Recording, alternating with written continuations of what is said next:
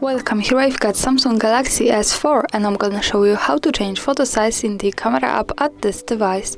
So let's start by tapping on the camera button to open it, and for now we are on standard photo mode.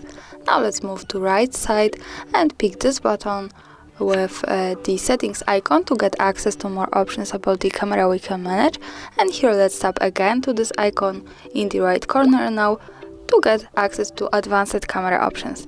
Now as you can see, at the first place we have photo size, so when we tap on it we can change it to whatever we need. We have access to two aspect ratios, 4:3 and 16:9. This is connected with different quality in megapixels, so we can tap to this to change it. And of course I suggest you to keep this on the best possible quality, which is 13 megapixels here with 4:3 ratio. And that's all, thanks for watching, subscribe our channel and leave the thumbs up.